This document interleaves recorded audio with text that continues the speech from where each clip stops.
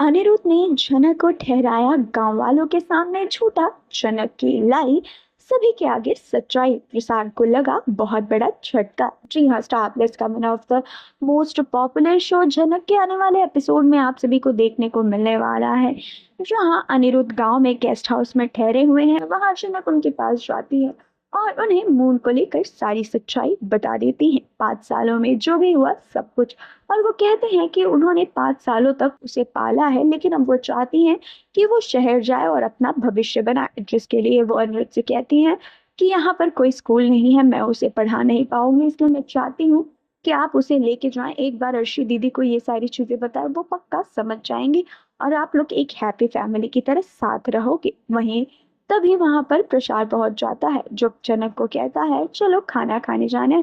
तभी अनिरुद्ध कहते नजर आते हैं कि मैं गांव में एक स्कूल बनाना चाहता हूँ। जिस चीज को सुनकर प्रसाद काफी ज्यादा खुश होते हैं और अनिरुद्ध को कहते नजर आते हैं हम भी यही चाहते हैं कि गांव में एक स्कूल बने। जिसके बाद झनक और प्रसाद वहां से चले जाते हैं। वहीं गेस्ट हाउस मैनेज करने वाला आता है और बताता है कि नूतन जी आपकी क्या लगती हैं। वहीं अनिरुद्ध कहते रिलेटिव है मेरी। वहीं वो कहता नजर आता है उन्होंने अपने पति से इंट्रोड्यूस नहीं करवाया, हैरानी की बात है।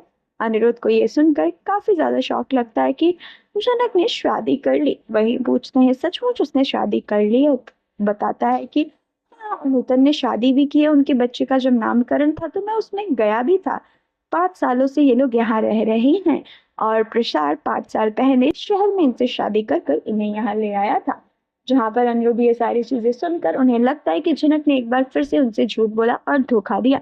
अनिरुद्ध ये सारी चीजें सुनकर परेशान हो जाते हैं और सुबह होने का इंतजार कर रहे होते हैं।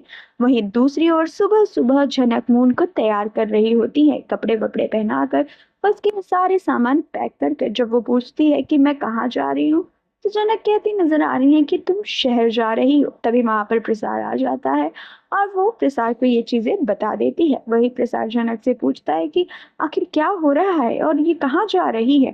तभी वहां पर अनिरुद्ध आ जाते हैं और सारे गांव वाले भी इकट्ठा हो जाते हैं और जनक अपने हाथों से अनिरुद्ध के पास उसे सौंप देती है और कहती है इसे ले जाइए। जनक की आंख में आंसू होते हैं।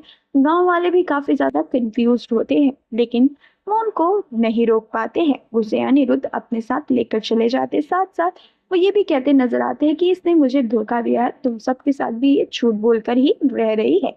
यहाँ पर प्रसाद चीजों को लेके काफी ज्यादा कंफ्यूजन में होते हैं। वहीं जनक से पूछते तो जनक कहती है मैं अभी आप लोगों को कुछ भी बताने की हालत में नहीं हूँ, मैं अभी आप लोगों को कुछ नहीं बता सकती। साथ ही गांव की कुछ औरतें जनक को कहती नजर आती हैं अगर तुम्हारे साथ कुछ गलत हुआ है तो तुम हमें बता सकती हो, हम तुम्हारा जरूर साथ देंगे।